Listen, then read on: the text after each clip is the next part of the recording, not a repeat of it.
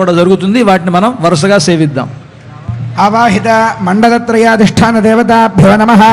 యథాస్థానం ప్రతిష్టాపయామి.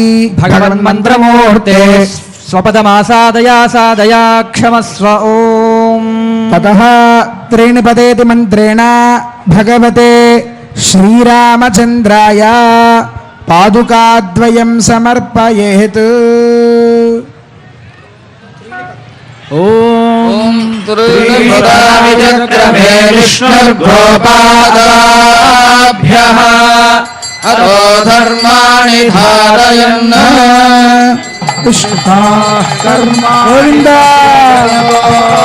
వ్రతాని పస్పశే ఇంద్రస్య యుజ్యస్సః తద్విష్ణోః పరమం పదగుణాపశ్యంతి సూరయః దివీవ చక్షురాదధం తద్విప్రాసోభిమన్యవో జాగృవాం జయ బోలో రామచంద్ర భగవానికి.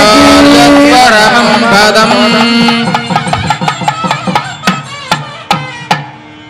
పాదుకా పట్టాభిషేకం జరిగింది. పాదుకా సమర్పణం జరిగింది.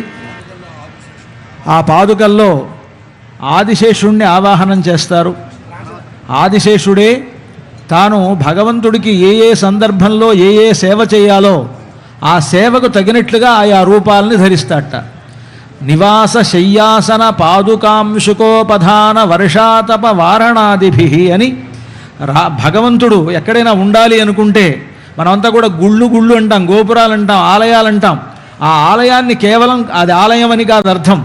ఆదిశేషుడే ఆలయంగా ఉన్నాడని అర్థం. నివాస భగవంతుడు ఎక్కడైనా ఉండాలనుకుంటే నివాసంగా ఆదిశేషుడు అవుతాడు.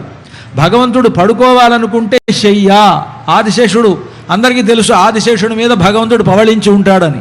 శయ్య భగవంతుడు కూర్చోవాలంటే ఇప్పుడు ఆ సింహాసనం ఉన్నదే, ఆ సింహాసనాన్ని కేవలం ఒక సింహాసనంగా భావించడం కాదు, ఆ సింహాసనం కూడా ఆదిశేషుడే ఆ రూపంలో ఉన్నాడు అని అర్థం.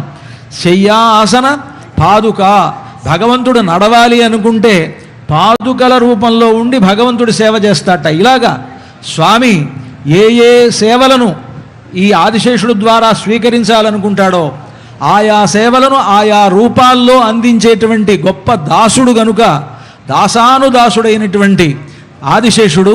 అలాంటి ఆదిశేషుణ్ణి ఆ పాదుకల్లో ఆవాహనం చేయడం జరిగింది. పాదుకా పట్టాభిషేకం ఇప్పుడు జరిగింది. ఆ తర్వాత రాజఖడ్గాన్ని సమర్పించబోతున్నారు.